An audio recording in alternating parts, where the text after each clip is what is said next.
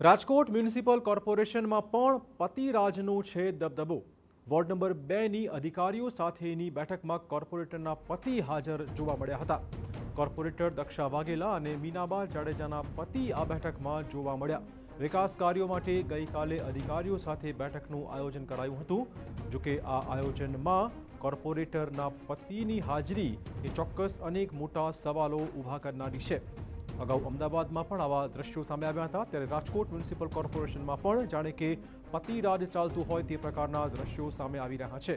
જોઈ શકો છો, 2 કોર્પોરેટરના પતિ આ બેઠકમાં હાજર રહ્યા હતા.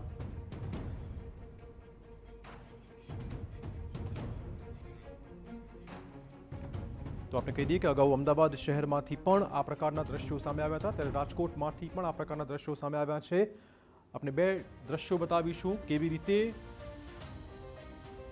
સ્ત્રી સશક્તિકરણની આડમાં મહિલાઓને મૂકી દેવાય છે, ટિકિટ આપી દેવાય છે, પરંતુ ચૂંટાયા પછી આખરે વહીવટ કોણ સંભાળે છે તે ચોક્કસ ચર્ચાનો વિષય છે.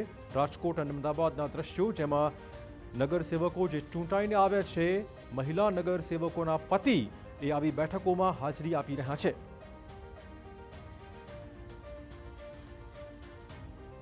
તો રાજકોટથી પણ આ દ્રશ્યો સામે આવે. વધુ વાત કરવા જોડાશે અમારા સંવાદદાતા મોહિત. મોહિત, કેટલી ગફલત કહેવાય, શું કહેવાય સ્ત્રી સશક્તિકરણની જ્યારે વાતો ભાજપ કરતો હોય ત્યારે? જી મોહિત.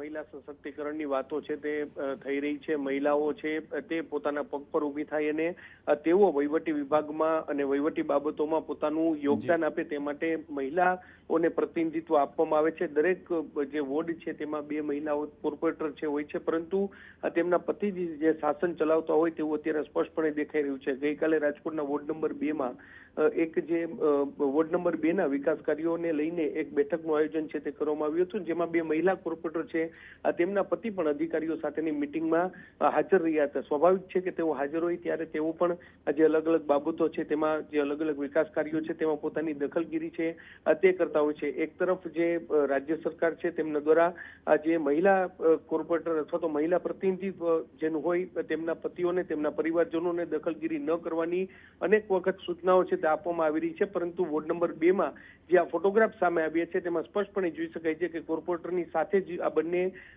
પતિ છે તેઓ ત્યાં બેઠા છે અને અધિકારીઓ છે તેને સાથે પણ તેઓ ચર્ચા છે તે કરતા જોવા મળી રહ્યા છે. જી મોહિત, જે ફોટોગ્રાફ સામે આવ્યા છે તે પછી કોઈ ચોક્કસ સ્પષ્ટતાઓ સામે આવી છે?